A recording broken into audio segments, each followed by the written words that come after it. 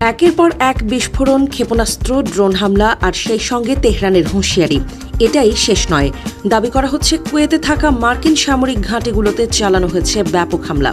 তাহলে কি নতুন এক সর্বাত্মক সংঘাতের দিকে এগোচ্ছে বিশ্ব? সোমবার রাতে কুয়েতে অবস্থিত মার্কিন সামরিক ঘাঁটিগুলো যেন পরিণত হল জ্বলন্ত আগ্নেয়গিরিতে। ইরান দাবি করেছে তাদের নিক্ষিপ্ত কমিকাজে ড্রোনের বিধ্বংসী হামলায় মার্কিন বাহিনীর যোগাযোগ ব্যবস্থা, জ্বালানি তেলের মজুদাগার, এমনকি প্যাট্রিয়ট এয়ার ডিফেন্স সিস্টেমও ধূলিসাৎ হয়ে গেছে। আকাশপথে ড্রোনের এই তাণ্ডবের পাশাপাশি উত্তাল সমুদ্র সীমায় চলল নৌবাহিনীর পাল্টা আক্রমণ। ইরানের প্রতিরক্ষা বাহিনী সরাসরি নিশানা করল হরমুজ প্রণালীতে থাকা মার্কিন যুদ্ধজাহাজকে। তেহরানের ভাষ্যমতে এটি কোনো বিচ্ছিন্ন ঘটনা নয়, বরং মার্কিন আগ্রাসনের সমুচিত জবাব। ইরানের সামরিক মুখপাত্রের স্পষ্ট ঘোষণা, তাদের মাতৃভূমির ওপর বারবার আঘাত হানার মূল্য দিতেই হবে। অন্যদিকে ওয়াশিংটনও চুপচাপ বসে নেই। মার্কিন প্রেসিডেন্ট ডোনাল্ড ট্রাম্পের নির্দেশনায় পেন্টাগন ও সেন্টকম নতুন করে আক্রমণের ঘোষণা দিয়েছে। পারস্য উপসাগরের নীল জলরাশি যেন এখন বারুদের গন্ধে ভারী।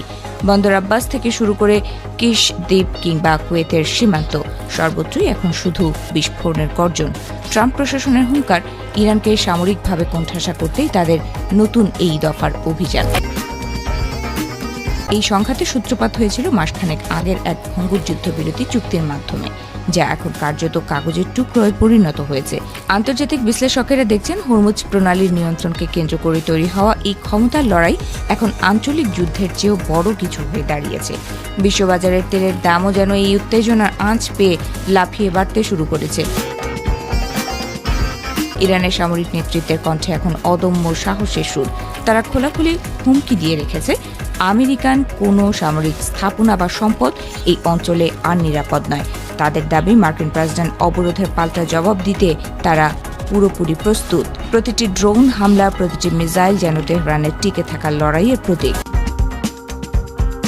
কুয়েতের উত্তর সীমান্ত দিয়ে ইরানি বাহিনীর অনুপ্রবেশ এবং সেখানে মার্কিন সামরিক ঘাঁটিতে হামলার খবর মধ্যপ্রাচ্যের নিরাপত্তাকে এক গভীর অনিশ্চয়তার মুখে ঠেলে দিয়েছে। সাধারণ মানুষের আতঙ্কিত চোখ এখন আকাশ পানে, কখন যেন আবার কোনো আকাশযান বা মিসাইল তাদের শান্তির নির্ধ্বংস করে দেয়।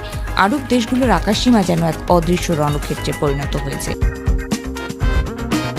এদিকে হোয়াইট হাউসের অন্দরেও চলছে একের পর এক গোপন বৈঠক। ট্রাম্প প্রশাসনের ঘোষণা অনুযায়ী মঙ্গলবার এবং বুধবারও ইরানকে আরও কঠোর আক্রমণের মুখে পড়তে হবে।